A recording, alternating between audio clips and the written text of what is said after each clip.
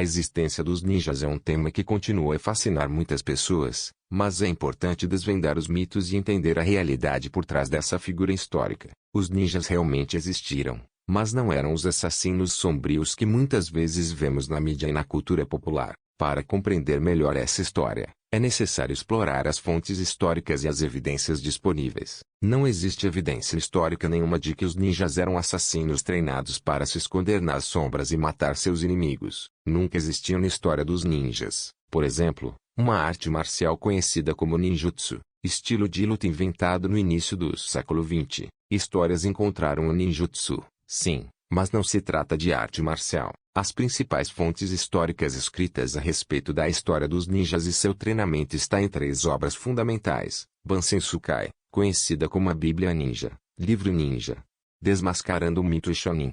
Quando lemos essas três obras vemos que não há qualquer arte marcial que seja exclusivamente ninja. Aliás, não vemos qualquer descrição técnica de luta corpo a corpo ou mesmo com espadas nessas três obras. O que vemos claramente nesses manuais ninjas são táticas de espionagem e infiltração, porque essa era a função do ninja, espionagem. Não existe qualquer relato de um shinobi que tenha recebido uma missão para matar alguém ou que tenha matado alguém. O termo ninja é moderno, criado no século XX, e faz referência ao termo real japonês shinobi no mono. Há registros de shinobi durante o período Edo de 1603 a 1867, quando o país já estava unificado e não havia mais guerras. A grande questão é que a função de shinobi seria de espionagem e contra-inteligência, ou seja, plantar uma informação falsa para confundir o inimigo. Ele andava entre as pessoas, ninguém jamais poderia descobrir quem ele realmente era. Um shinobi era em si um espião. Isso fica ainda mais reforçado no primeiro dicionário japonês-português escrito já na segunda metade do século XVI pelos portugueses, os primeiros europeus a pisarem no Japão.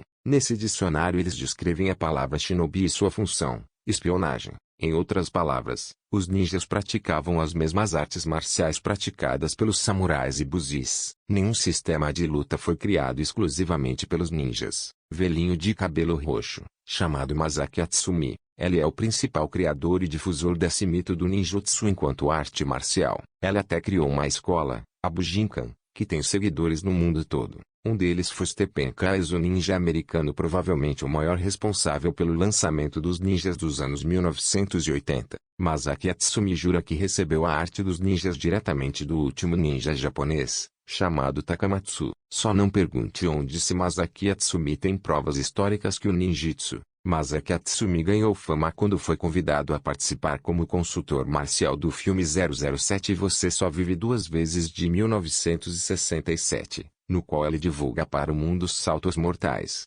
os chutes voadores e as bombinhas de fumaça ninjas. A partir daí os ninjas ficaram conhecidos no mundo todo. Foi apenas em 1967, no lançamento do filme James Bond Você Só Vive Duas Vezes, que a figura de um ninja com roupa preta foi utilizada. Até aquele momento essa ideia ainda não existia, portanto a figura de roupa preta com técnicas secretas e um ar assassino nunca existiram. O Japão começou a romantizar a figura do shinobi durante o período Edo, como seres místicos, poderes e assassinos silenciosos, mas o período Edo era um período de paz, de um Japão unificado e da classe samurai estabelecida como classe social e não mais uma classe guerreira, já que não havia mais guerra. Portanto eram histórias apenas para entreter as pessoas. Outro mito é que os ninjas usavam estrela shuriken, sendo shuriken que são arma de arremesso ninja ou estrela de arremesso.